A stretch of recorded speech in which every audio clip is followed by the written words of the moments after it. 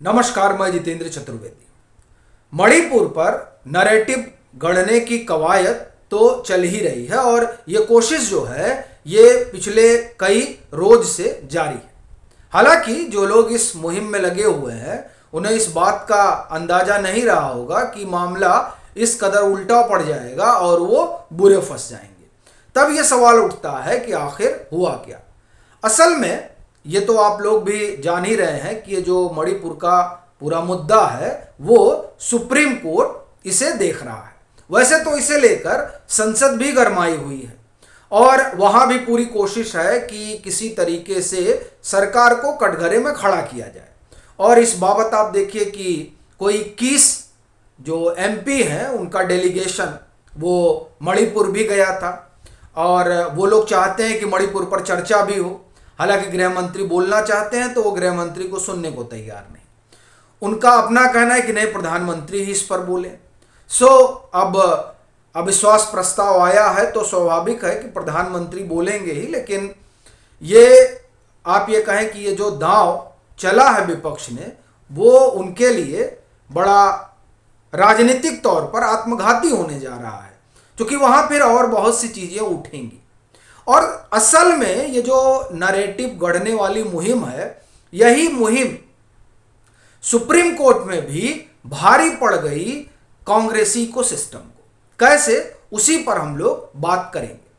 देखिए हुआ क्या कि पहले तो सुप्रीम कोर्ट ने इसे स्वतः संज्ञान लिया और सुप्रीम कोर्ट के स्वतः संज्ञान लेने के बाद और फिर तारीख तय होने के बाद कि हम फला तारीख को इसको सुनेंगे, तो इस दरमियान जो समय रहा उस समय में खूब अभियान चला और अभियान इस तरीके से चला कि बाकायदे सुप्रीम कोर्ट को ये बताया जाने लगा, उनसे ये अपेक्षा की जाने लगी कि अब आप कुछ मत करिए, बस यहां पर जो है राष्ट्रपति शासन लगा दीजिए, बाकी अब कुछ सोचने की जरूरत ही नहीं है।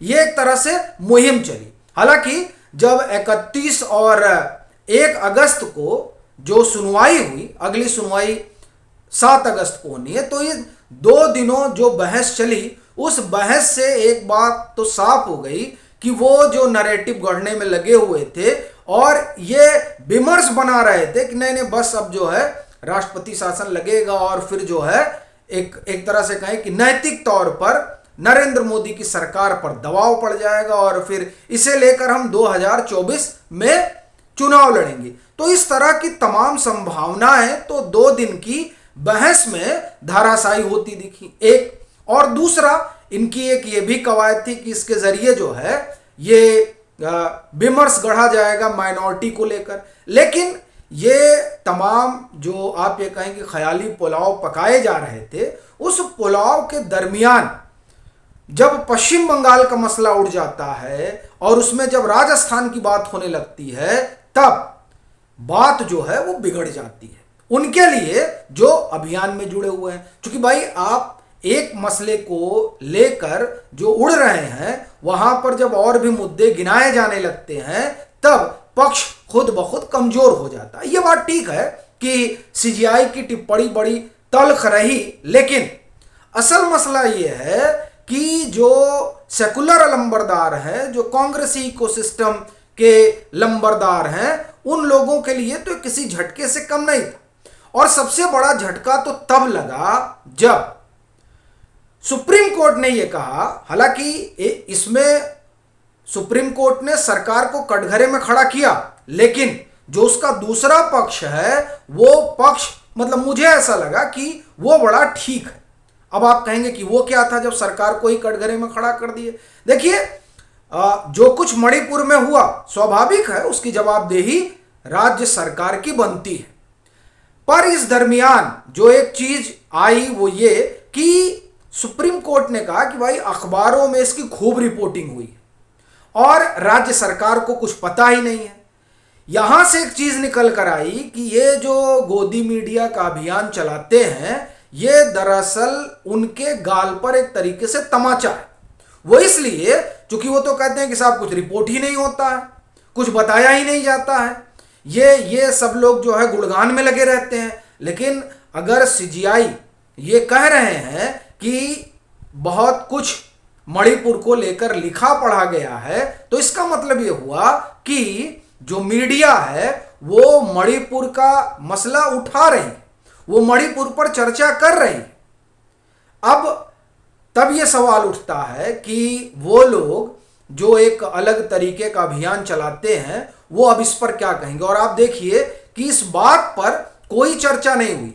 ये जब 31 तारीख की जो बहस हो रही थी उस बहस में ये बात आई, और 31 तारीख की बहस के बाद बड़े भारी भारी कार्यक्रम हुए, लेकिन उस कार्यक्रम में यह नहीं बताया गया कि नहीं सुप्रीम कोर्ट ने यह बात भी कही।